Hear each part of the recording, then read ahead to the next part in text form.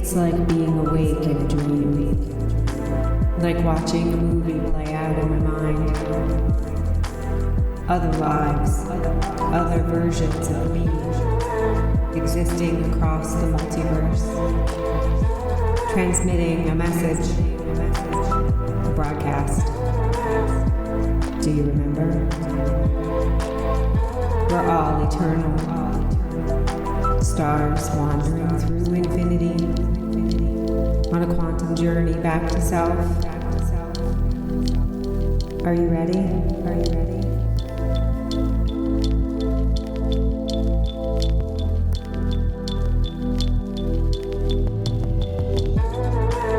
You're listening to Wandering Star Podcast. This is episode 11, the psychedelic manifestation of a combined psyche.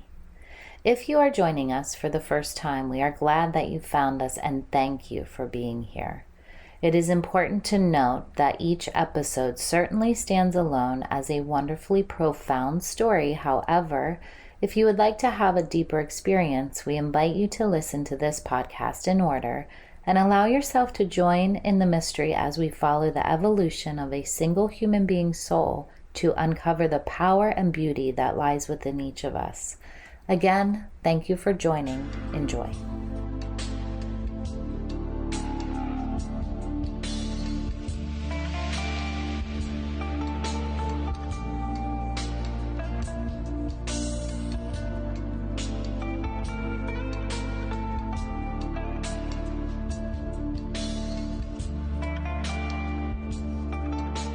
Drifting across the clear blue sky, the red hot air balloon.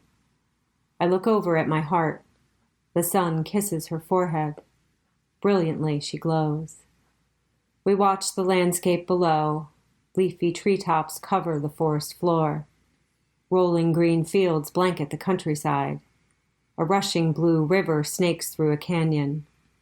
From up here, the world passes by like a movie, playing out below for us to observe.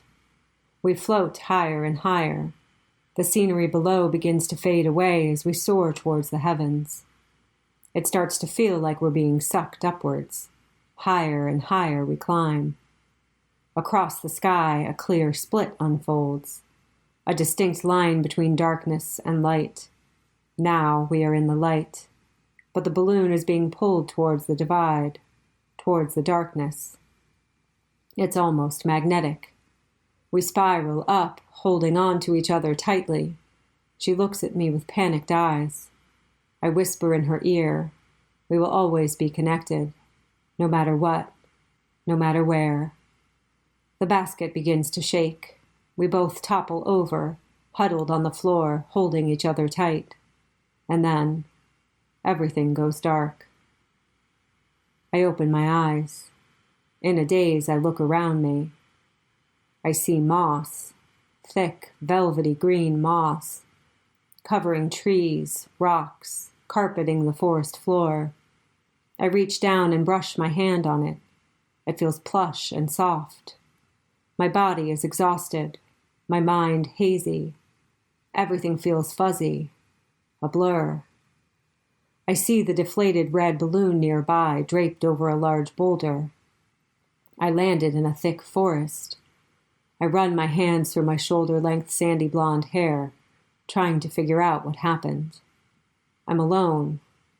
I look down at my body. Chunky white sneakers, faded blue jeans, a white t-shirt. On my wrist, a silver watch. I'm a teenage boy, about 17. I feel very disoriented. I hear a trickle of water and notice a stream flowing through the forest. I suddenly feel extremely parched. I take off my white sneakers and roll up my jeans to just below my knees. I walk over the plush bed of moss and stand in the stream. The fresh mountain water is crisp and refreshing. I gulp some down. I dunk the top of my head in to cool off, then splash some water on my face, hoping to wash the hazy confusion off of me. I see a chipmunk perched on a rock watching me skittishly. He stuffs a few seeds in his mouth and scurries away. I still feel like I'm in a daze. Maybe if I walk, I'll begin to perk up. A small path winds along the stream. I put my sneakers back on and follow the trail. The path ends at a large boulder that juts out over a cliff. I walk out on the rock and take in the view. It's beautiful. Green rolling mountains that seem to go on forever. There's no sign of a town or even a road nearby. I decide to turn around and go the opposite direction. I follow the path down along the stream. It's a long, gradual descent. The mountains are not massive in scale. They're just endless. Finally, I reach the bottom and see a winding dirt road ahead. There's no sign of anyone around. I walk down the road still trying to piece together what happened. My brain feels like it's filled with a thick fog. Nothing is clear. It's like watching the world through a mesh screen. The colors are faded, the images slightly blurred. A thin veil shrouding reality. I hear a car coming. I stick my thumb out and turn to face it. At first, it doesn't seem like it's going to stop. It whizzes by me. Then, it screeches to a halt about 30 feet ahead. I walk towards it through a cloud of dust and dirt. It's a long olive green station wagon with wood paneling on the sides. I walk up to the driver's side and look in the window. A girl about my age with dark brown pigtails and a freckled face gives me a giggle. In the passenger seat, a blonde-haired girl sits with her bare feet on the dashboard and a small pink lollipop in her hand. She giggles too. In the back seat, 2 girls about 8 years old look at me with wide eyes, like I have 2 heads. Self-conscious, I smooth my hair down and politely ask for a ride to the nearest town. The girl with pigtails flashes a flirty smile and tells me to get in the way back. I open the trunk and climb in. I slouch down on the rear-facing seats and stare out the back window as we wind down the mountain road. A whisper of hushed giggles comes from the front seat. None of the girls speak to me. Finally, we pull into a small town. The station wagon stops in front of a post office. They all turn to look at me. The blonde girl asks if I live in town, if I want them to take me home. I quietly mumble no and awkwardly fumble to open the trunk. I hop out and thank them for the ride. They giggle and screech away. The town only appears to be 1 block, a post office, a gas station, a laundromat, and a general store. I walk across the street to the general store, a large wood building with a faded sign. A young girl walks out holding a bright blue popsicle. She gives me a big toothy grin. Her mouth is stained blue. A woman comes running out behind her, calling for her to wait. She gives me a funny look and rushes to her daughter. I push open the door and walk inside. Bells jingle as the door swings closed. The store sells a bit of everything. Inflatable rafts and inner tubes, charcoal and fishing gear, hardware and camping supplies, basic groceries, huge barrels of penny candy lined up near the cash register. Along one wall is a long lunch counter. Faded maroon swivel stools line up along the ivory laminate countertop. A large menu on the wall boasts 30 flavors of ice cream, milkshakes, a soda fountain, hot dogs, and hamburgers. My stomach growls. I reach in my pockets, but come up empty-handed. I have no money. A plump woman wearing a yellow dress and a pink floral apron walks behind the counter and gives me a strange look. I feel self-conscious again and wonder why I keep getting the same odd look from people. The woman gives me a slight smile and asks if I want something to eat. I tell her I do, but I don't have any money. I offer to clean the store, do some dishes, any work to pay for a meal. She quietly considers my offer. She seems to be sizing me up. Finally, she asks if I want a job. I can work as much as I want. She needs the help. I feel this is exactly what I need, to be working, to be saving as much money as I can to get out of here. Something here just doesn't feel right. I work every day. I sleep in the small office in the back of the store. The woman doesn't ask many questions. She's nice, but she seems to regard me with slight caution. Nobody in this town talks to me much. They just give me funny looks and ignore me. I can't wait to get out of here. After a month, I have enough money saved. I have a black knapsack I brought from the store filled with snacks, water, a sweatshirt, and my money. I'm finally ready to go. I thank the woman for the job and the place to stay and walk out to the main road that runs through the town. I walk for a few miles until I hear a truck barreling down the country highway. I stick my thumb out when I see him getting close. The truck slows down, then stops just ahead of me. It's a large semi. I approach the driver's window. A thin, older man with a white and blue plaid shirt and a toothpick in his mouth asks me where I am headed. California, I reply, instantly knowing that's where I need to be. He runs his hand through his thinning white hair and tells me to hop in. After several days and several different rides, I finally arrive in California. I'm immediately drawn to the beach. I take my shoes off and roll up my jeans and walk barefoot along the surf. I'm not certain why I needed to come here, but I know this is where I'm supposed to be. I see a large, slightly curved palm tree ahead at the edge of the beach. I'm being pulled to it. I make my way across the warm sand and sit down beneath the shade of the giant green palms. The tide is low. I watch the waves collapse upon the shore. A promenade runs behind me. Shops and cafes line the beachfront. There's people all over. Kids building sandcastles, couples strolling hand in hand, surfers gearing up to ride the waves. Nobody pays attention to me. Nobody seems to notice me. I have the same strange feeling here as I did in the last town I was in. That I don't belong here. That something is missing. I feel incomplete. I reach into my back pocket, suddenly aware that I have something important in it. I pull out a folded-up piece of paper. It's faded pale yellow. I carefully open it up. It looks like a map. There's a dot with an X over it, like a place marker, like a "you are here" indicator. I spin the map around, trying to decipher it. The dot with the X is the curved palm tree I'm sitting under. I feel really confused. It still feels like there's a thin veil between me and the truth. I can't figure out what is wrong with me. I hold my head in my hands and close my eyes. I try to remember what happened. In a flash, I see the girl and I sitting in the red-hot air balloon. Our bodies are older. We're in our 70s. The split is ahead of us. The clear division between light and dark. We're drawing the map together. A plan. A meeting place in case we get separated in the split. I see us hugging. I see myself putting the map in my back pocket. Then everything goes black. I open my eyes and look around. She's not here. I'm overcome with deep sadness, a heaviness. Something feels very off. She's not here. I feel like I landed in a world where she doesn't exist. I feel like I landed in the wrong dimension, a different dimension from her. It's like I can almost see her at the same spot, but she's in a parallel world, the right world, the world I should be in too. Here, everything feels fake. The colors are faded, pale, whitewashed. Everyone looks at me like I'm not supposed to be here, like I'm an outsider, an alien. I'm in the wrong world. I begin to panic. I don't know how this happened. I close my eyes again. I see her. She's standing under the curved palm tree.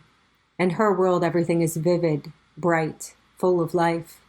She looks around for me, an alarmed look on her face. She knows something is off, too. I see her begin to panic, examining her map. I feel like I can almost reach out and touch her. She's so close, but also a world away. I have to find a way to get to her. I look down at my silver watch. Both hands are at 12 o'clock. I feel an instant urge to get in the ocean. I sprint into the water, dive into the crashing waves. The undertow is strong. I get knocked around, disoriented. I swallow some water and come up for air. It's nighttime. The sun was shining just a minute ago. Now it feels like the dead of night. Nobody is around. Everyone that was here just vanished. I can't make sense of what's happening. I look around the dark waters. There must be a portal out here. a way out of this bizarre world, a way back to her. I dive down, searching for a way out. The waves toss me around. It's hard to see anything in the darkness. I feel rushed, like time is running out. My window is closing. I look at my watch. It's 12:12. I dive into a wave about to crash over my head and swim down to the ocean floor. I see something, a shiny black hole, about the size of a tire. It's almost iridescent. I plunge down to it. It sucks me in through a long black tube, then spits me out. I shoot out into the deep water. The water feels calm now. An almost full moon shines down, illuminating the surface above. I swim up towards the light and gasp for air. I look around, frantic to find her. At first I don't see her and my heart drops. What if I'm not in the right place? What if I'm still in the wrong dimension? And then I hear her, leaping through the water, running towards me. I swim to her. We crash into each other, a beautiful, desperate, passionate reunion. We're both crying, hugging each other so fiercely, so urgently, the wild, frenzied panic still gripping us both. Unable to let go, we stand waist deep in the water, holding on to one another. Finally, we wade out of the ocean and walk over to the curved palm tree. We collapse beneath it, and she pulls a towel out of her backpack and wraps it around us both. We try to make sense of what happened in the split, how we wound up in two different worlds. Neither of us has an explanation. She leans her head on my shoulder. We watch the gentle waves lap upon the shore. There's a sense of urgency that sneaks up on us, the feeling that we don't have much time. We need to get ourselves prepared to leave here, to go on a journey, and we have to get going soon. Time is delicate. She pulls out her map, the same as mine. We begin to strategize our route. There's something important we need to do, and it feels like we're racing the clock. We pack up her bag with food and water, extra clothes and a flashlight, and head north. After several days of hitchhiking, we know we're getting close. The rest of our journey will be on foot. We study the map and head off into the woods. We walk through an enchanted forest. Enormous sequoia trees tower over us. The forest floor is covered in lush ferns and patches of moss. We climb over boulders and cross mountain streams. It would be the perfect place to get lost with her, to run through the fairy tale forest, wild and free, to make up stories about the ancient trees, to splash in streams and catch salamanders, to sit beneath a starry sky and dream of adventures in far-off galaxies. I wish so badly we could do all of that. I know she does too, I can feel it. But we have to hurry. We have somewhere important to be. Time is delicate. I look at the map. We aren't far now. I look at my watch. Both hands are at 12 o'clock.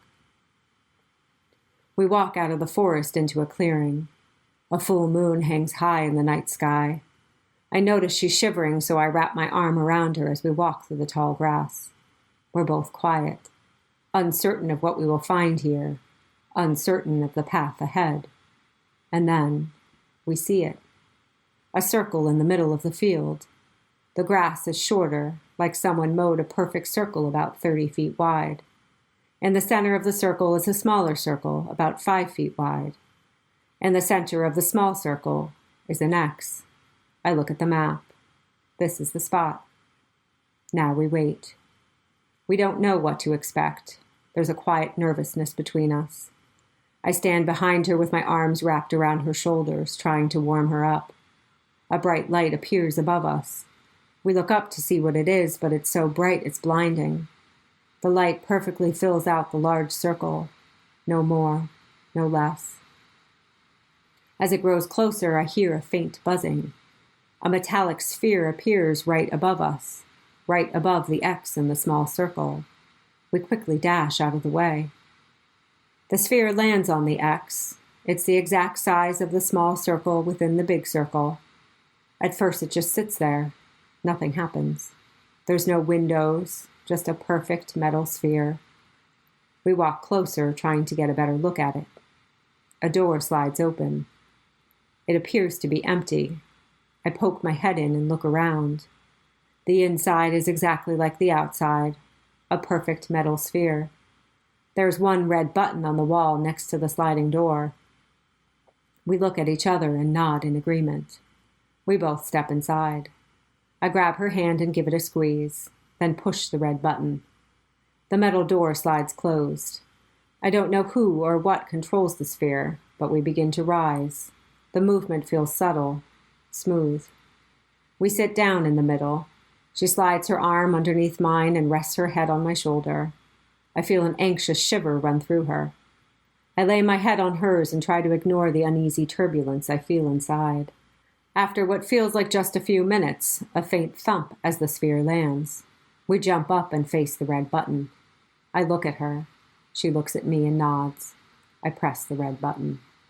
The metal door slides open.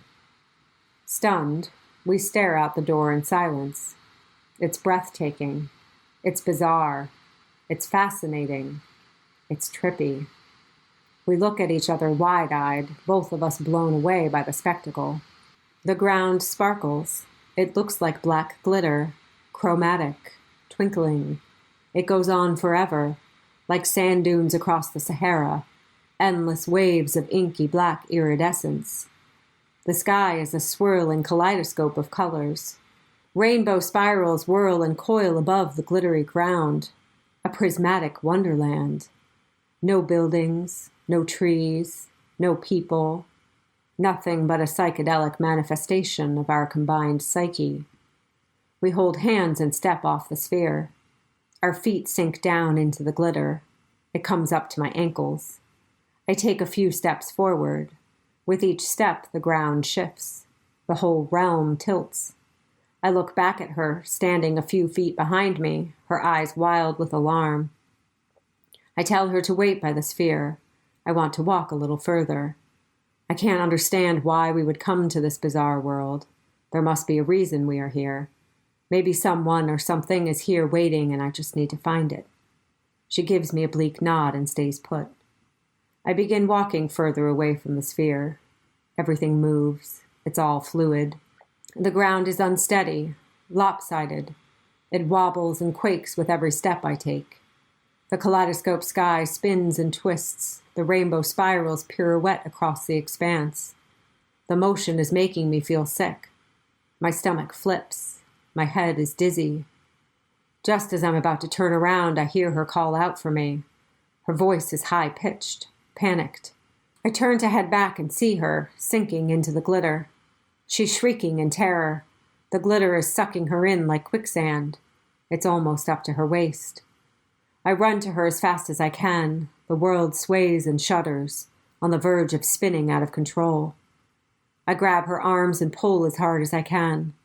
Slowly, I free her from the deceiving black glitter. She's crying and shaking uncontrollably. We need to get out of here. She jumps up in my arms. I carry her back into the sphere. I set her down and she begins stomping her feet, trying to shake the glitter off. I look down and see it's all over my feet and the bottom of my jeans. I stomp my feet on the floor and most of it shakes off. I look over at her. She has so much on her it looks like it's dripping off of her. She's quietly crying, urgently rubbing it off her legs. I reach over and brush some off her knee. I look down at my hand. Something isn't right. I blink my eyes. Maybe I'm still feeling motion sickness. Maybe I'm just dizzy. I blink again and look at her legs. As the glitter falls from her body, pieces of her begin to fade away. Like the glitter is magnetic, pulling away tiny pieces of her as it falls. Parts of her legs almost look transparent, like she's dissolving. She's terrified now, screaming, tears streaming down her face. Unsure of what else to do, I push the red button. We have to get out of this place. The door closes. I don't know where we'll go next, but maybe she will go back to normal if we get away from here. She's slumped on the floor, crying. I run my hands through my hair, trying to calm down. It feels like everything is spiraling out of control. I try to take a deep breath, but I can't calm the chaos rising inside of me. Time is delicate. Time is slipping away. She is slipping away. It feels like we landed again, like we're bobbing in water. I press the button and the door slides open. We're floating in the ocean. The full moon shines down on us like a spotlight. I look over at her, hoping she'll go back to normal now that we're away from that glitter world. My heart sinks. It's worse. She's vanishing before my eyes. She's not crying anymore, just staring blankly out the door, like she's resigned to her fate. She's losing her resolve. I tell her to hang on. I'll figure something out. I'll figure out how to save her. I look at the silver watch. Both hands are at 12 o'clock. I look out over the dark, stormy waters. I'll find another portal. I'll get us out of here. If we go through a portal to another dimension, maybe then she will be okay. The wind is picking up. Waves are thrashing us around. I keep losing my footing and toppling over. What's left of her is still slumped on the floor. She almost looks like a hologram. Like if I reach out to touch her, my hand will go right through her. We need to leave before she completely disappears. I keep searching the surface of the water for a portal. I don't know what else to do. I'm terrified of losing her. And then I see it, in the distance. On the water, lit up by the moon, a shiny black hole. A portal. I tell her it's going to be okay. We can get out of here now. I stick my arms out the door and try to paddle the sphere over to the portal, but the waves are too powerful. They keep moving us backwards, tossing us around. Who the hell controls this thing? I shriek. Hopeless, I start screaming for help. And then, an epiphany, a profound revelation that rocks me to my core. It was us. We control the sphere. We have all along. We controlled the red hot air balloon, too.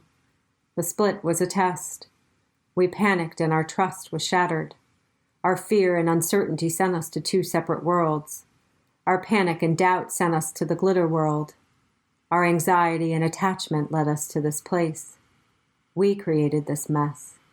And now it's too late. There's no way I can get her into the portal. She's barely a shadow. I'm struck with an irrational thought. Maybe if I go through the portal alone, I will come out into a world where none of this ever happened. Maybe she will be fine and all of this will have been like a dream. I can't let go of the fear of losing her. It's too much to bear.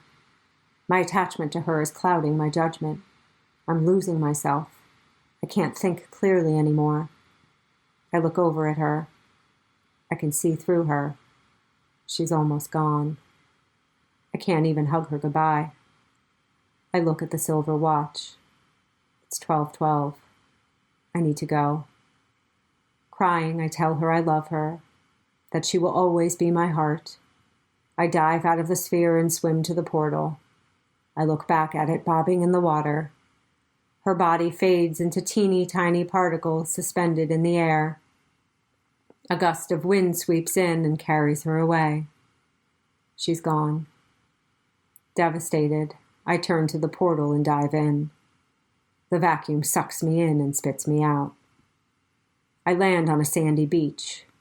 I'm sitting, legs stretched out in front of me, looking at the water. It's not an ocean, but a wide river. I look down at my arm, the silver watch. It dangles off my wrist. My wrist is much smaller, daintier. It's covered in freckles. I look down at my legs. I see the familiar birthmark on my right shin. This is an unexpected twist. It's my current body, Hillary's body. I wiggle my toes, fascinated by this curious turn of events. I lay back on the sand and look up at the sky. It's impossibly blue. I feel exhausted. I close my eyes and take a few deep breaths. I sit up and look at the watch. Both hands are at 12 o'clock. I turn to look around me. Behind me are 3 large pyramids. I don't see any people around. I appear to be alone. I stand up and walk away from the river towards the pyramids. I'm wearing a long black sleeveless dress. It's light and airy. I'm carrying a pair of black sandals in my right hand. A light breeze sweeps in and blows some hair in my face. I pause to pile my long brown hair on top of my head in a bun. I feel music. Before I hear it, I feel it. It feels familiar, welcoming, peaceful, like pure bliss. A flute. I look over and see a man dressed in loose white clothing with a white turban wrapped around his head. He's walking towards me, playing the flute. The velvety sound wraps around me like a warm hug. He puts out his hand and gently tells me to come with him. He's been expecting me. I follow him inside a pyramid. It's dim and dusty, empty. Nobody else is around. He points to the center of the pyramid, a small dot with an X through it. I sit there. He sits in the corner and plays his flute. My legs are crossed, my palms face up on each knee. My eyes are closed. I listen to the flute. It's sublime, transformative, healing. My body sways slightly, the silky resonance coaxing me to gently rock back and forth. I hear a voice, a whisper in my ear.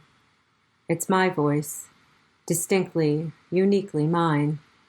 A clear and direct message coming from my heart. You have to learn how to love yourself. You aren't going anywhere until you learn how to love yourself. Both simple and complex. The key to every cage. The portal to a realm of power deep within me. The internal compass navigating the map of consciousness. Self-love, or lack thereof, controls the vessel. Simple and complex. I feel a release, like a vacuum sucking out the gray smoke that's been trapped inside of me. I see it wisping through my body, encasing my heart, clouding my brain, attached to my organs, suffocating my harmony, distorting my perception, destroying my inner peace. The pyramid begins to fill with gray smoke. It's thick, hazy. The flute pulls it out of me. I feel the silky resonance soaring through my body, chasing out the gray smoke. I see a tiny hole in the top of the pyramid. The gray smoke is being pulled out of the hole. I see it curling and twisting, snaking around the top until it finally disappears. I take a deep breath in. Everything feels much lighter. I can see clearly. The veil has been lifted. I look down at my wrist. The silver watch is gone. I walk down to the river and sit in the sand. I put my hand on my heart and smile. It was me all along.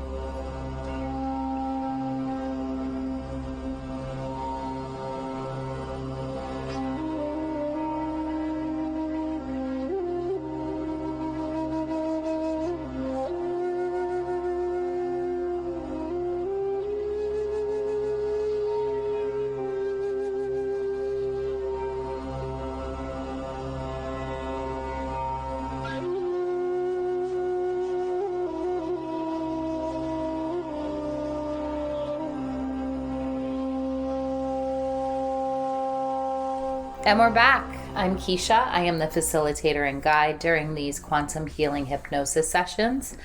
And I am joined by my co-host Hillary. She is the writer, narrator, and the experiencer of these stories that you're listening to. Welcome back, everyone, and welcome to Wonky World, as we have referred to it, Keisha and I. Bizarro world, wonky world, I don't even know. But yeah, welcome to this story. This is definitely one of my favorites because it was just such a different vibe through this whole one.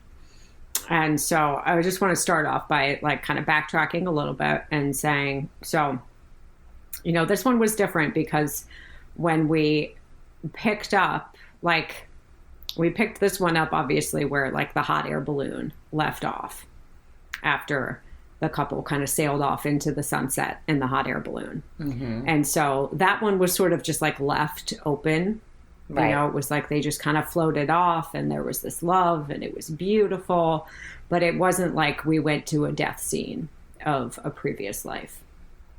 So coming into this one was so strange for me because I did not know what the hell was going on.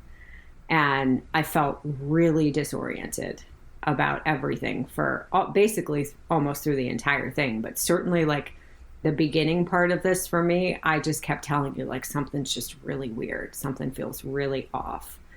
And so I'm like, you know, look around and I'm in the woods and there's this deflated hot air balloon there. And then I look down at my body and here I have the same white chunky sneakers and faded jeans on. So it's like, okay. And when we left off the hot air balloon, I was the older man, you know, with the girl that was hiding under the bed. We were older. We were like in our 70s. And then when I come into this one, I'm like the younger version of him again. I'm like back at like the 15, 16-year-old boy that helped her out from under the bed. That's the body I was in again.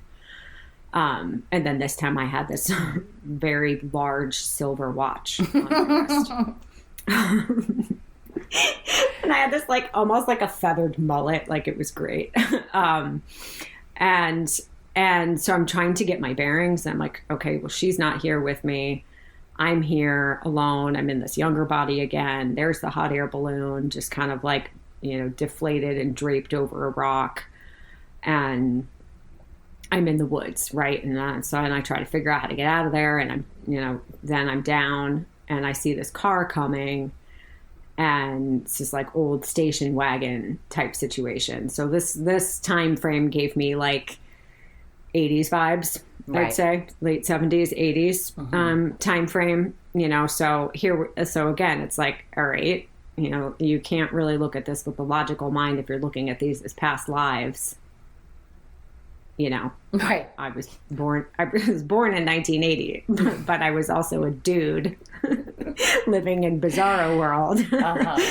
So yeah, this opens up a whole new, you know, tons of doors and paths that you can like rabbit holes that we've gone down trying to figure out what exactly is going on here. But I will say again, the beginning was very disorienting, and it almost felt like you know, when you like sometimes like if you watch a movie and they've almost sort of like it's really pale, it's like they whitewashed it. I don't really know what the technical term is for what they do, but it's like sometimes if they're having like a flashback to something or whatever, they use that effect when you're watching a film or a show or something. Right. And everything is just that kind of like faded pale. And that's how everything looked in this in the beginning. And I'm in this weird small town and everyone's looking at me like I'm really weird too. Like everyone was just kind of giving me these strange looks, like, what are you doing here? Kind of a situation, you know? And I was just like, I don't even know what's happening. And I was like working in that general store, which was like, I mean, and all of this to me felt like it was definitely somewhere on the East Coast, like, I don't know, somewhere in like the Smoky Mountains or like the Blue Ridge Mountains, you know, those like rolling mountains, hills, nothing too big, not like some of the mountains in the western part of the United States. That was the kind of vibe. And then I just like wound up in this tiny little town working in this little general store. And with this woman that gives me a job, who's also kind of looking at me like with quite a bit of skepticism, but whatever, she allows me to work there. And then I'm like essentially living in the back of the general store too. I think it was like in the session, she found me outside. I was like sleeping by the dumpster. And then she said like, no, you can come inside. Like, yeah. I just like slept on the floor in the office. And then, but then it was like, I just needed to get out. Like, I just felt like something wasn't right in this location. Something didn't feel right about that place. And I needed to go.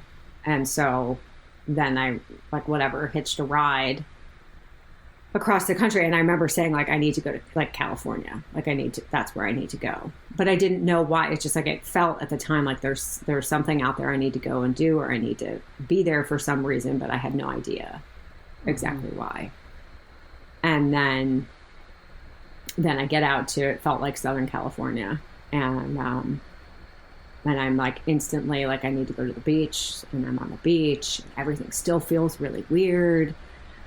And then I realize I have this like paper, this strange map in my back pocket. And you're like, what does the map say? And I just remember like almost like turning it around, like trying to look at it from, all different angles. And really it was just this like circle with a dot in it. And it was like the dot represented like, you are here. Right. And then suddenly I knew that like this weird this like palm tree that was slightly crooked was exactly where I was supposed to be. For some reason. But I was so confused. Oh, I do want to share too that when we did this session, okay, so a couple things. We did this session on the beach in Puerto Rico. Mm-hmm. So this was the first time we did it like, out of your office, or, we did those two when we were separate, but we were both indoors. So this was the first time we did this outdoors. So we're on this like absolutely gorgeous beach in Puerto Rico. And somehow there's like nobody else around too. We were on this perfect beach, which you would expect to be crowded, but every time we went there, it was like we were the only people there. So, of course, we're like, oh, we need to do a session here. Right. And your daughters were the only ones around, and they were just like playing in the water and having fun. Mm-hmm. And so when I was listening to this recording, it was so cool because the whole time I can just hear the water in the background, the waves, and some of the birds and little gusts of wind blowing through. And of course, as I'm writing this, I'm in like frigid Idaho, just wishing I could transport myself back to the beach in Puerto Rico. And the date that we did this on was 12/12, December 12th of last year. Right. Which was interesting given all of the 12s that occurred in this session. But so, okay, right. So the map, I mean, we saw that circle with the dot in it a couple lifetimes ago, didn't we? We did in India. In India, yes. And so here it shows up again. On the beach, exactly. Right. On the sand. Yeah. The sand. And we just put this together very recently, which is so bizarre. But right. Yeah. Again. There's a lot to unpack. Again. There's always a lot to unpack. Yeah. And this point too, when I was on the beach, like that feeling of uncertainty and stuff just kept growing. Like it was almost starting to feel uncomfortable to me in the session. Yeah. Because I just couldn't place what was wrong.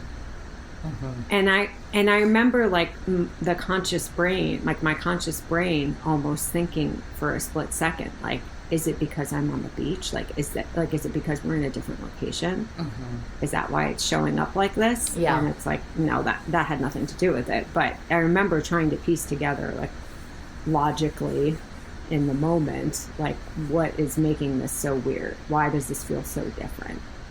I remember feeling the same way, and it could be. I mean, maybe it is. Yeah, it probably. I mean, it has to have some sort of impact on it. But I do know what you're talking about. I felt the same way with this one in the beginning. Definitely picking up on that very uncomfortable uncertainty stuff feeling.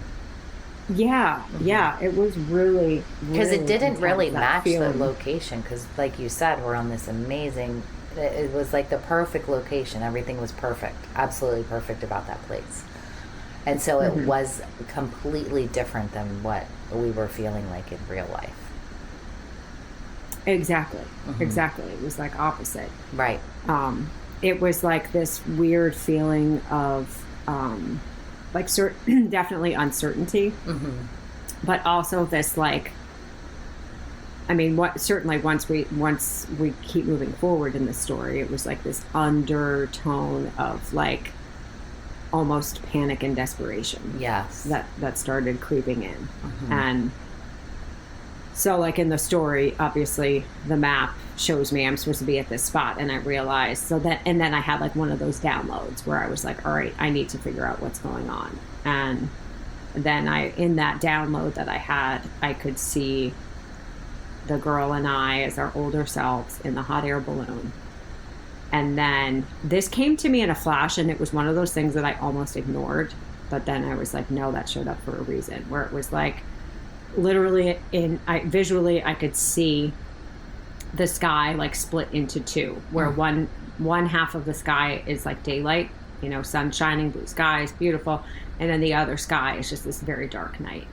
And it literally showed up as like a second, this flash, this image in my mind. And then it went away.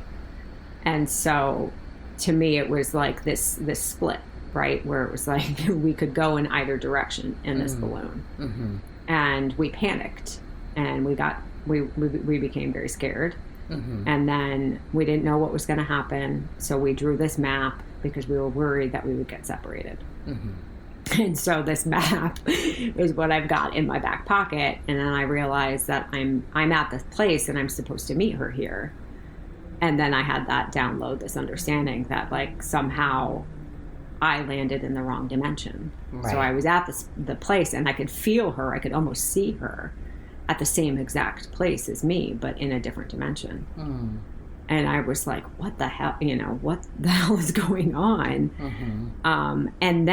So this is the point then where that panic starts to come in. And that desperation. It was like, I have to get to her. And suddenly I knew that there was going to be some sort of a portal in the ocean. And so I go out there, and I'm just like looking around and looking around and looking around, and everybody, and it still was like the same kind of feeling of like I didn't belong here. There was a lot of people on the beach or whatever. Nobody seemed to be paying me any mind. But I dive in through the portal or into the water, and then I remember like looking for the portal, and I kind of come out, and it's like suddenly it's nighttime. Like everything was just like so weird, and didn't know what the hell was going on. And then I finally like find the portal, and I come out of it, and I'm with her. And so for like a brief moment there was this feeling of like joy, just feeling really happy. Like, okay, I found her now. Everything. I almost had that thought in my head, like now everything's going to be normal. Like now I'm not going to feel this weirdness anymore because I found her. Right. And we were sitting under the palm tree, and like, we were both kind of like wrapped in this towel together. And like, there was that brief moment where I felt sort of a peacefulness, but then it was very fleeting, because then right away I felt this sense that I had to, like, we had to go, like there was something we needed to go and do and that time was sort of ticking away. Like in the story, I kept saying like time was delicate. There was something about having to leave there in this specific time frame to get to where we needed to go that like had this sense of urgency about it. And so I didn't know, where we were going, and, then, I don't know, we hitched a ride or whatever, and we wind up north, which felt to me like, I don't know, we were in like the redwoods, or maybe like somewhere even up here in Oregon. I don't know. It was like those huge trees and thick forest with moss everywhere. And it was absolutely stunning. And so like we're going through that. And I remember thinking like the last time she and I were together, we were just playing like kids.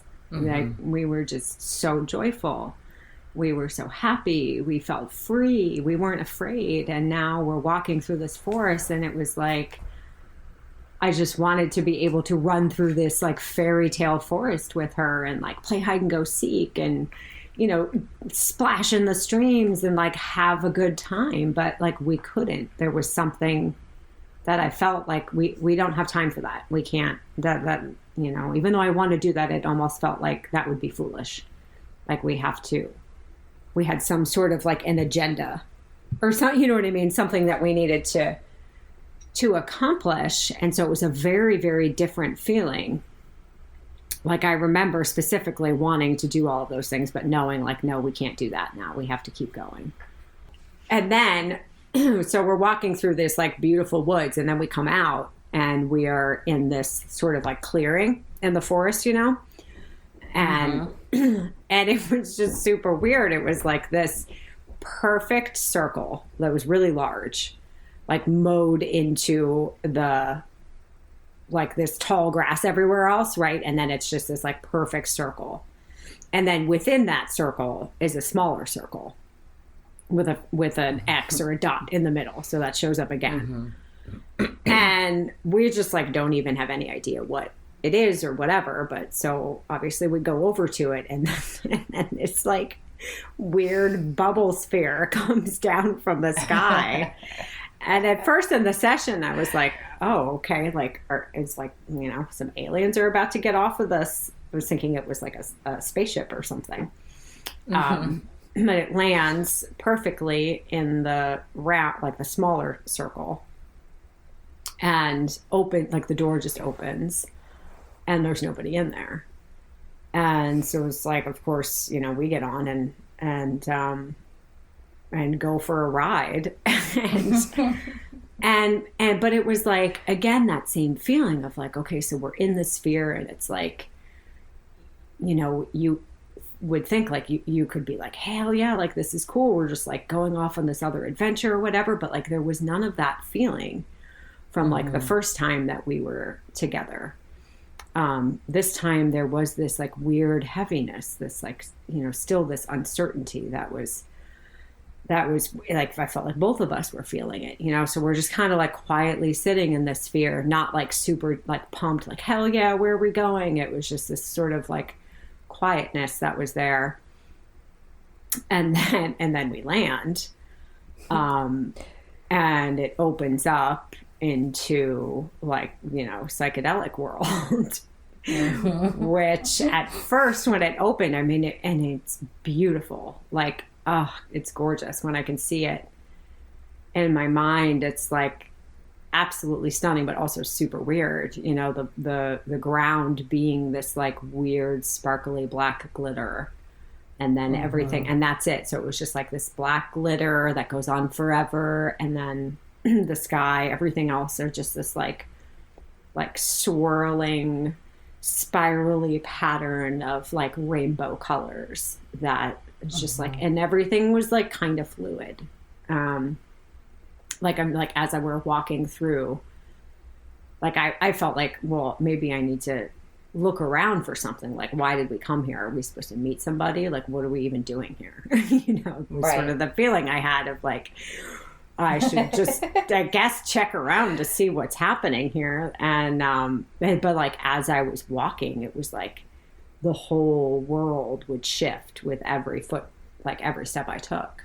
It was very strange. And then I turn around and look at her, and she's like sinking into the glitter. It was like quicksand, like sucking her in.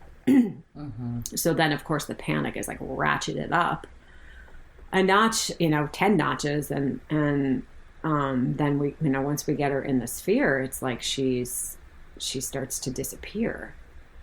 And it was wild. It was like she's brushing the glitter off, and then like pieces of her that were like, it was like not like chunks of her body falling off, you know what I mean? But it was just like slowly she was becoming like transparent.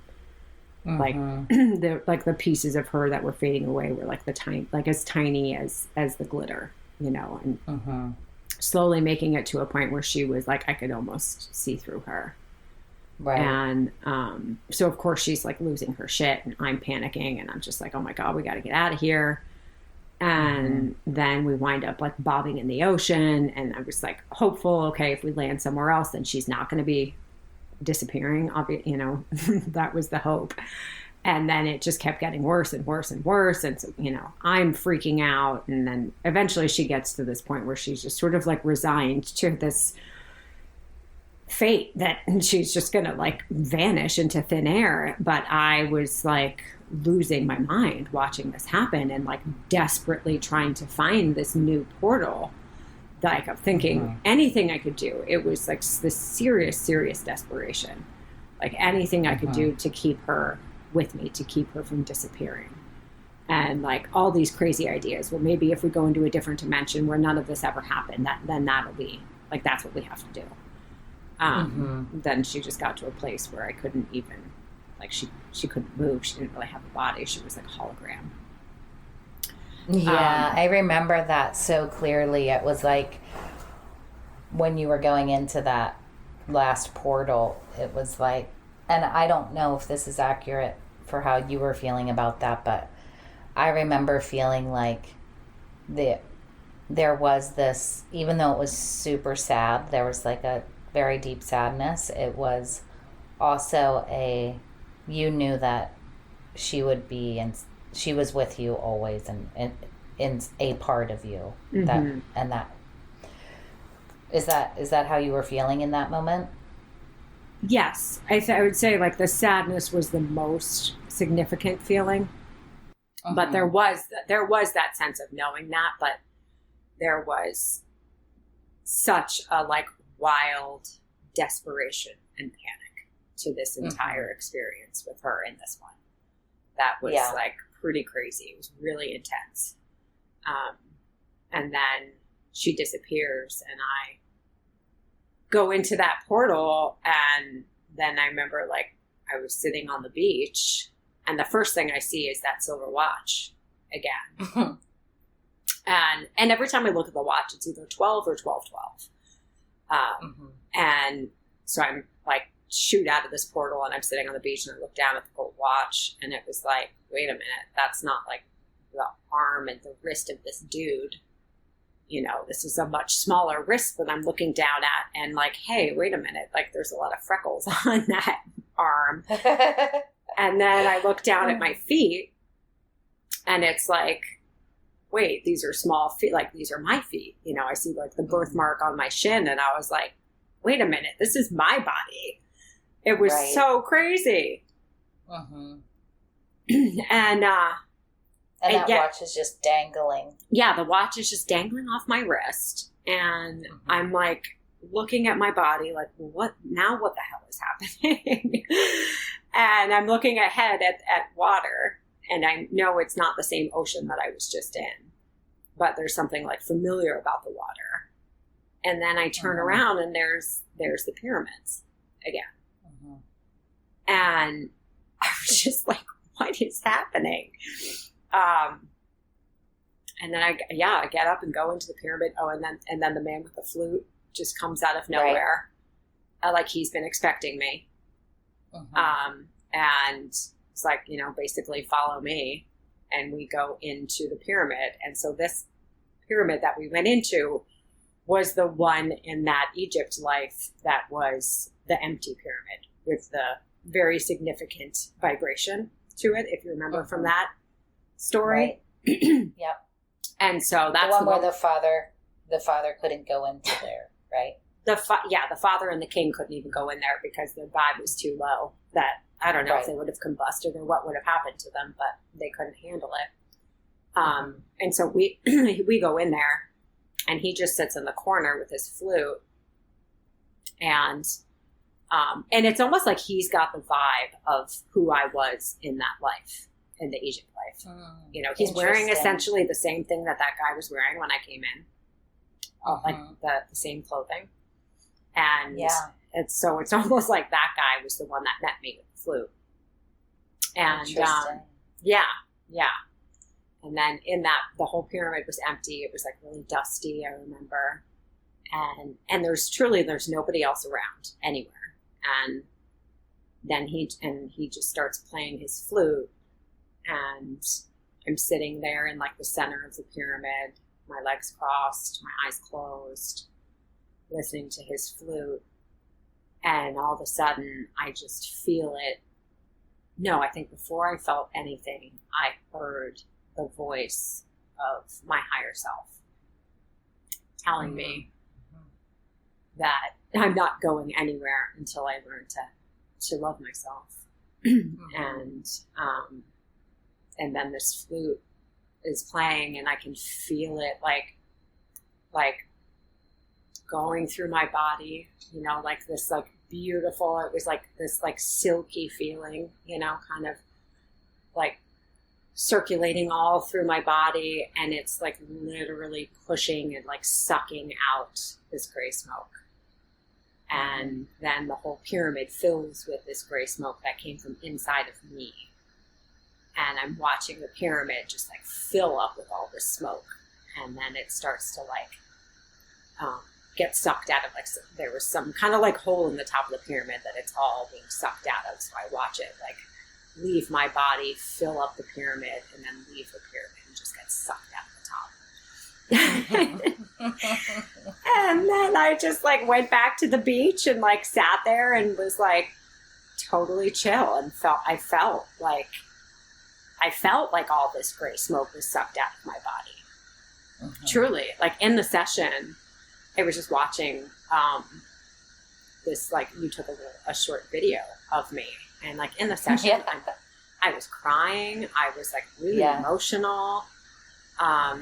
And I was telling you how I could see the smoke like all around my heart. I could see it all around my brain. I could see it like all around all the organs in my body, like everywhere. And then I could see like the flute just almost like pulling it out and pulling it out. And then you said, like, is it gone? And I said, yeah, it's all gone. Yeah, it was really crazy. It was really crazy. And so coming out of this one, then we're both just sitting on the beach for like a couple hours, just like trying to figure out what just happened. Oh God. And it's still like there, and again, so like this one, I feel like there's so many ways that you can interpret it.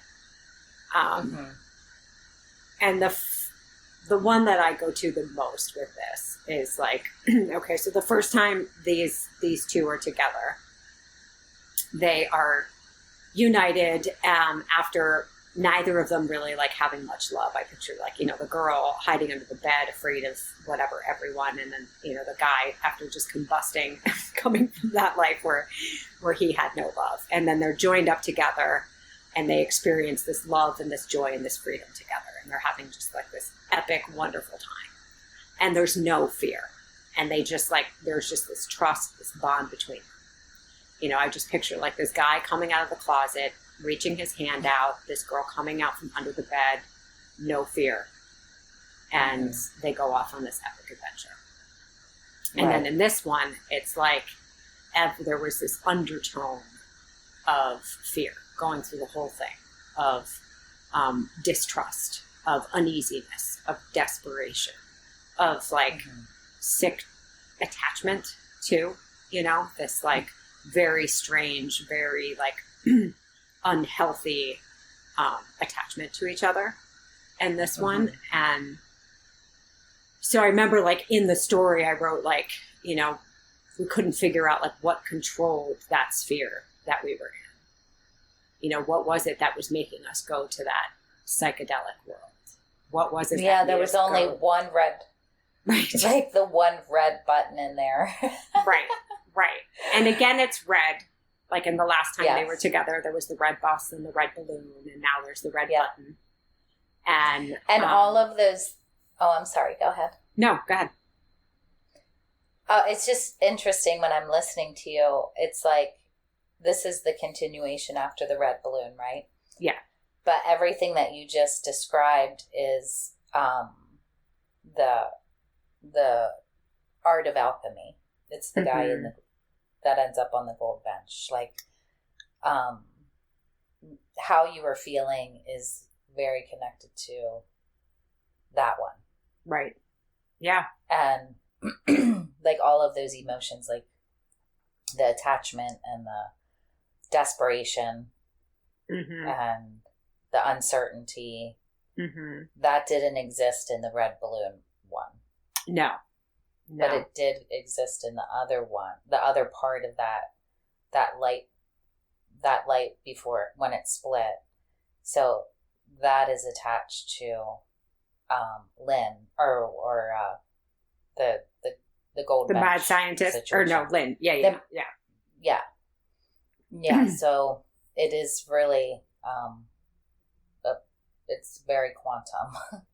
That's what we're like. This one really, really, really solidifies that idea that this is all a very quantum experience. And I think that I kept thinking about how, for me, how I interpret like this symbolism in this one is, and I have no idea, this is just my interpretation, but I think that this one is, like, I interpret the silver watch. That's obviously a symbol of time. Obviously, it's a watch. And that black glittery stuff, to me, is also symbolic of time, of how our attachment to time causes that very thing. Right. Like if we didn't have this attachment to time, none of these other things would exist. Right. I'm not quite sure exactly how to explain it, but I also remember we were thinking about the black glitter as the gray smoke. Absolutely. And the illusion and the Maya and all of that stuff was symbolic in that. It's like interesting that it's black glitter. Right. You know? And she gets caught up in that. It's like the gray smoke takes over her. And then... But yet it's glittery, so it's like, it's light and dark combined. Right. And yeah, it's really wild. Yeah, this one is pretty nuts. And but then I think I got to an understanding. I don't know if it was I don't think it was while we were in the session. Maybe it was like either in the subconscious or maybe it was in the session. I can't recall, where it was like, because there was that question that I had of like, what's controlling the vessel? And then I realized, I think it was in the session. I was like, oh my God, it was us all along, that we controlled the vessel. Absolutely. And the first time, when we were on our adventure, we didn't have any fear. We just had this like joy and this love and this childlike curiosity. And this time, like right from the get-go, the whole thing was filled with uncertainty, was filled with this weird sense of fear, was filled with attachments and all of that shit. And that's what controlled the vessel. And so then, like in the story, when I think about this, like I try to relate this to my life, right? And it's like, okay, so how did we wind up in that world? That world was it's the title of this episode, a psychedelic manifestation of our combined psyche, right? So like our fear and the way that we were operating was what took us to this place. Right. That's because the two of us together in this state of panic manifested this world that was, this beautiful but very bizarre, strange world that, was like sucking her into it. And, what essentially caused me to lose her is that fear is what drove us there. Yeah. And I feel like for her, there was like so much doubt because she had this understanding that it was the two of you that controlled the vessel.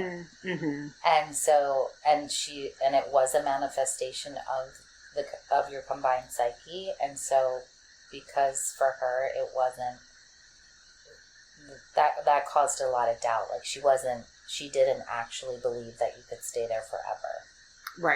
Right.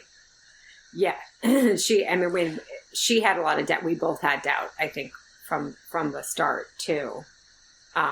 But she certainly did. And like, I felt like there was a lot of fear and uncertainty coming from her, more than me before we got to that world, and it was almost like I was like just trying to make sure that she felt okay, because I knew. Yeah, I remember it was like you were like frantically with that map and that you were trying to frantically find a place, like another place on planet Earth that you were supposed to be, so you could be in the same dimension.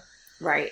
And it was like this frantic situation, like trying to find this other place, and then it was like that it seemed to me like the two of you were like the only way that we can be together in the same dimension is if we create our own place to go to. Right. Because it didn't exist on this. Right. It's crazy. It's crazy. So crazy. And then, I'm sorry, go ahead.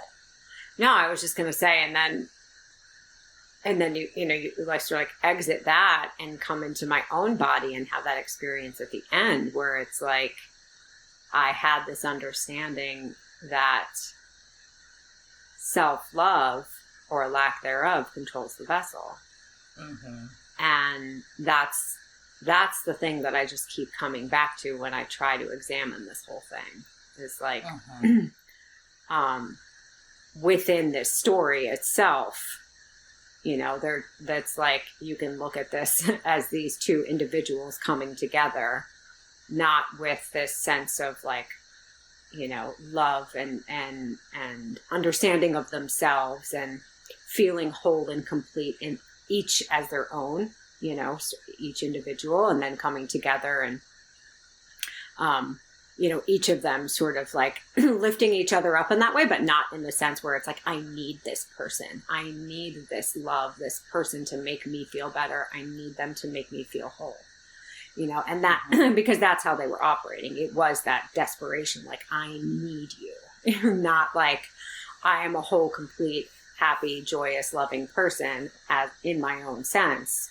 And you and I coming together is this union that's sort of like, we raise and lift each other up, but I understand that I'm whole without you, And this was like this coming into a relationship with this like insane attachment, this like frantic, panicked, like, if I don't have you in my life, nothing else matters. You know what I mean? Like that same sort of like mania almost that the mad scientist guy was in prior to combusting, was like grasping for something else to complete you.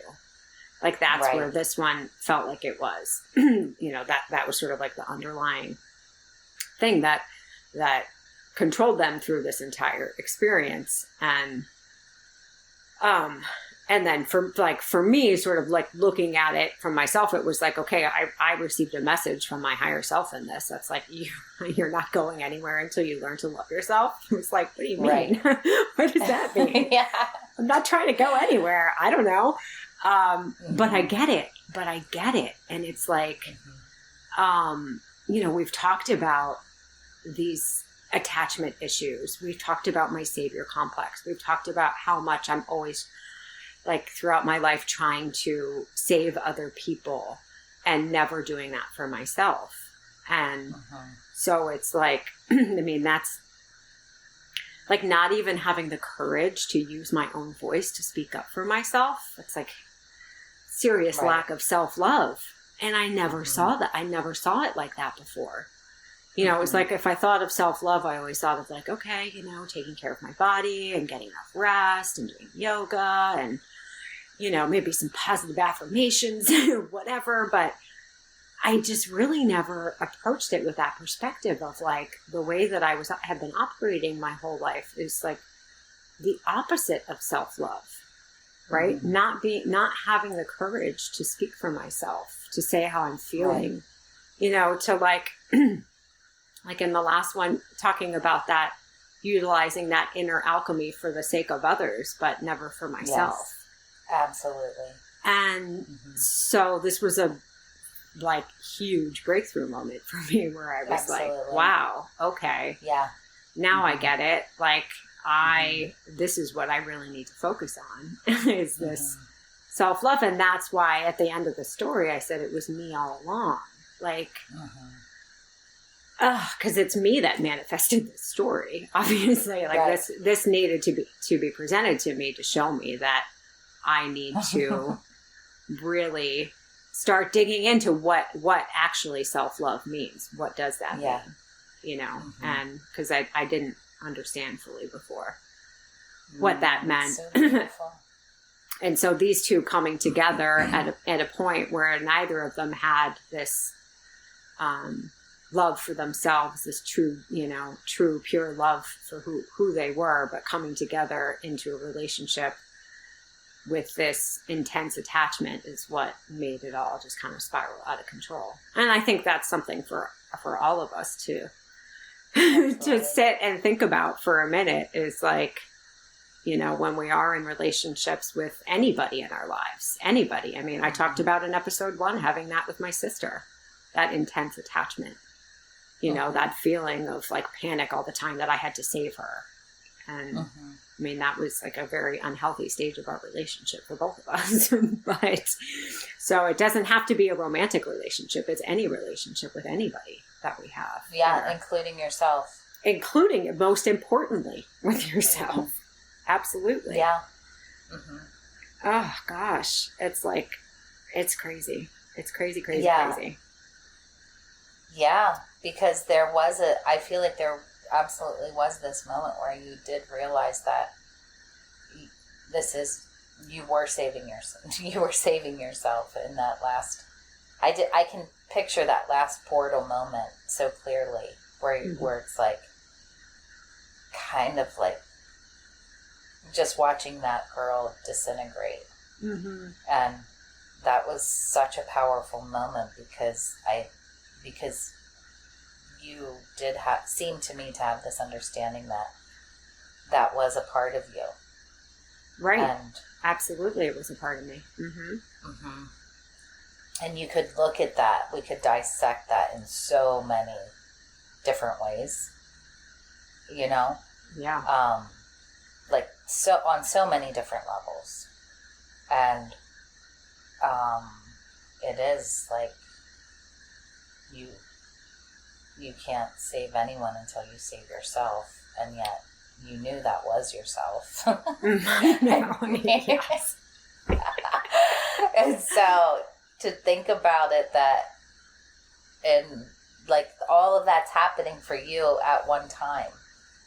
Right. Like it's this other person, it's yourself, it's like everything, really. And that's why the title of this one is so perfect. Of a combined psyche is like this combined psyche of literally everything that exists. Exactly. Yeah.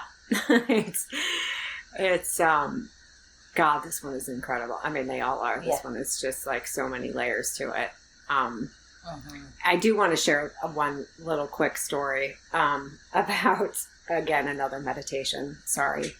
We keep having please do. all of this, because this one I think is pretty cool. And this one happened pretty recently, actually. I was, again, in the float tank. I like to do that fairly frequently. I have the most intense visual meditations when I'm in those float tanks. Something about being in the water in that like dark, quiet space for an hour really lets me go places that are pretty fun. And in this one, I was picturing the grid in this float tank thing with me. So it's just like this 10 by 10 cube, right? And I'm floating in this water, and I see the grid in this thing with me, and I see all of these I don't see them, but I can feel all of these lives, these worlds happening all at once right in this space where I'm at. And I just decided to I see myself leaving the float tank and stepping into this different world. And I'm on a beach. It felt like a small island kind of situation, and warm, and it's beautiful. And I'm sitting on this beach under a tree, and I'm writing in this book or something. And then I look out and I see this bubble come and land right in front of me. And it looks like just this clear bubble, when you blow bubbles and through that thing, whatever. It was like that, but it was big enough that I could fit in. So I hop in this bubble and I float off, and I go around and start collecting all of these versions of me. I started off, when I was very young, I started off right after that car accident that I was in. I was picking these versions of me at points in my life where I felt the worst about myself, you know, where I felt the most scared, the most, you know, vulnerable, insecure, all of those versions of me from the time that I was very young up until like, you know, recently, whatever. And I have all of these versions of me in this bubble. So then we're all in the bubble, and then we go and we land on the beach back on this little island that I was on. And all of these versions of me are lined up on the sand. And me currently. But it also felt like it was me, but it was also like my higher self, you know. Starts with the youngest version of me, that little girl. And I just gave each of them like this really long, big hug.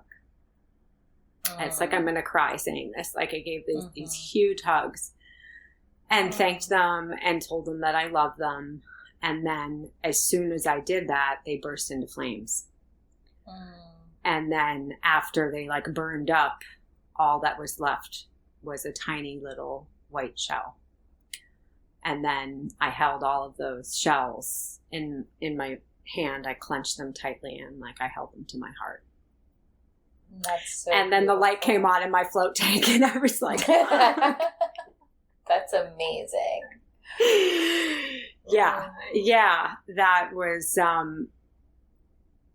was really, really cool. And of course I had to call you right away to tell you that one. It's so beautiful. It is beautiful.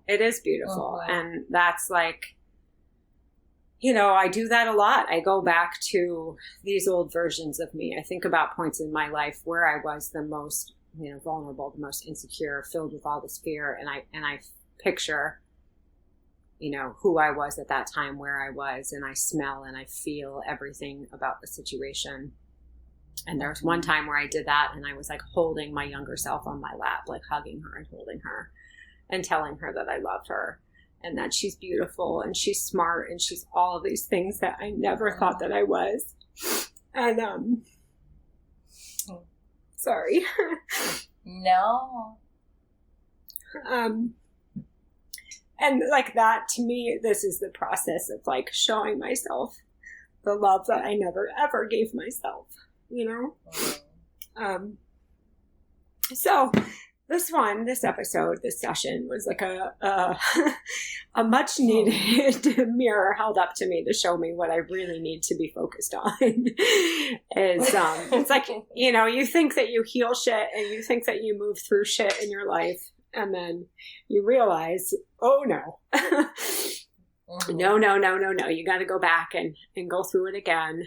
And, you know, I'm sure this won't be the last time that I do deal with some of this stuff. But I tell you what, it has made a big difference. I think, you know, for myself moving forward. And, yeah, it's just like a necessary part of what I need to be doing right now. It's like remembering these things because I did like bury a lot of that stuff. You know, this goes back to like the one with the poisonous thoughts. It's like burying all those shitty feelings that I had about myself for so long that like fester and then create this idea that I have of myself that like I'm not good enough or I've got something to prove, you know, and so I have to do and accomplish certain things in order for me to be worthy as a person, in order for me to feel good about myself. And that's just quite frankly bullshit, you know. Right. So yeah, this is like thank you for that. Sorry everyone, this is like Hillary's don't apologize. Therapy. You are not allowed to apologize for yourself, for being yourself. See? It's not.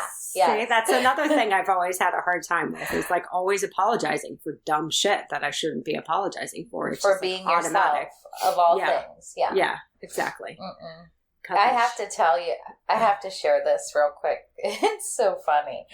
As you're sharing this, I'm back on that beach in Vieques, and like you said, my children were in the water playing. And they're playing on one of those clear rafts, like a small tube, and it was clear. Yeah. And they're both like in this tiny little inner tube that's really only for one person. And so they're in their 20s, my kids. I was just going to say, we should clarify that these are not young children. Yeah, they're too big for the two of them to be on this tiny inner tube. And this is like the most magical place. The water is crystal clear, beautiful blue, absolute perfect weather, just the four of us in this location.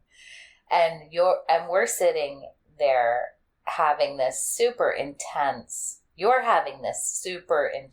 experience. And when I was just listening to you talking about this experience that you're having, I'm picturing the girls that picked you up in the station wagon with the paneling. Yes. And and the girl in the front seat is sucking on the pink lollipop. Yeah.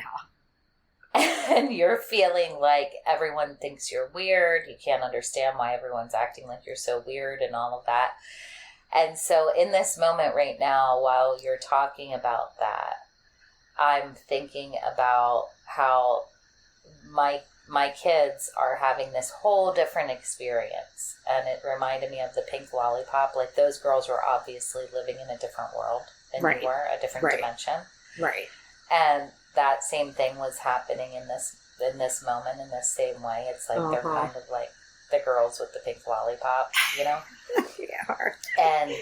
And so we're right there, like both in the same location, in the same place, very much like when you found the girl on the beach at the palm tree, but you knew there was a veil between the two of you. And it's funny how in that moment that's exactly what was happening for us also. Like, you're having this super intense, highly emotional experience while this whole other thing is happening all around us. I know. Like, it's crazy. Yes. Yeah. Like if you were trying to talk about what you were experiencing on the beach that day, like if you were just telling the story of what you were experiencing and the girls were telling the story about what they were experiencing, they're like making like TikToks with like Cyndi Lauper songs and shit, you know? They're like, yes. and you're like crying, like desperately trying to save this part of yourself, and like going desperately trying to find these portals. So whatever, and we're all right there in the same place. Right. Yeah. It's crazy. I know. I was watching one of their videos that one of them made, and I was just thinking to myself, like, damn, this was happening at the same time I was in psychedelic world. Like, it's crazy. Yes, exactly. Yeah. Exactly. Yeah, it is. Yeah. It's quantum. I can't wait to post the picture that I took of you during this session on the beach. It's seriously my favorite picture that I have of you. It's absolutely hilarious. It is. I just can't wait to show the actual scene for where this is, is all going down. Maybe we'll post the video clip because it's actually pretty cool. We're for sure. We have to post that. Yeah, it's good. On the Wandering Star pod. Yes. Instagram page, yeah. Yeah, keep your eye out for that because it's pretty funny. Not funny, but I mean, it's just funny the way that I'm like, I've got all that shit draped around my head, but... it's funny. The sun out because the sun, I remember. And like the umbrella kept blowing away a couple times. And you were like laying stuff over my head so I wouldn't get a sunburn. Yeah. And none of this fazed you. It didn't faze you at all. Like, no, it not didn't. At all. All kinds of shit was going on. Yeah, like our umbrella flew away. I had to like go get it and put it back. And yes, I'm like, shit, the sun's now beating directly in your face, and none of that even fazed you a bit. No. So funny. I had a lot of shit to figure out in this session, so I wasn't concerned with I think this is the one. Is it fair, is it accurate to say that this was the one that afterward hit you emotionally probably more than any of them, right? 100%. Yeah. Mm-hmm. Yeah, coming to that point at the end where I was in my own body. Yeah. And my higher self was like, listen, you're not going. I mean, that was like, that shook me a little bit, and was like, it was really emotional. And it was like, I could see all that gray smoke inside of me. That gray smoke, that is all of that self-doubt, you know, all of those stuck emotions from my entire life. And it was like, in that moment, I felt them and I saw them being sucked out. But I know, like, it's not like, oh, yep, in the session, the gray smoke all got sucked out and now I'm doing great. You know what I mean? Like, I am great, but I'm also like, it's not all gone. It's still a process to work through it. But it was an obvious, you know, message straight to me. Like, you need to work on this shit, you know, whatever that means. You're not going anywhere until you love yourself is like clearly something that I need to be focused on. And it was a very emotional message for me. So it was like, okay, I guess, you know, what I had thought self-love was not even scratching the surface of what that I truly needed to really start doing. And so it's like, okay.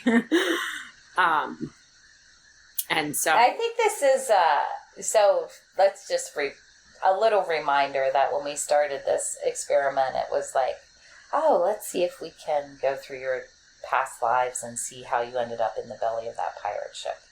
And then we come to that, what we believe is where the two come together, and which is what we thought our intention was in the beginning.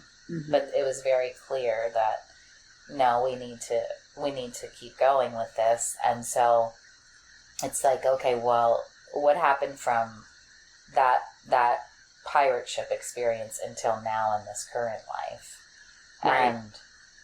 And so as we can see, we're not done yet. Like, there's obviously still things that need to be uncovered or discovered, because this is obviously huge for you in your current life, this one here, and me, but this is huge for you, right? And for both of us. And so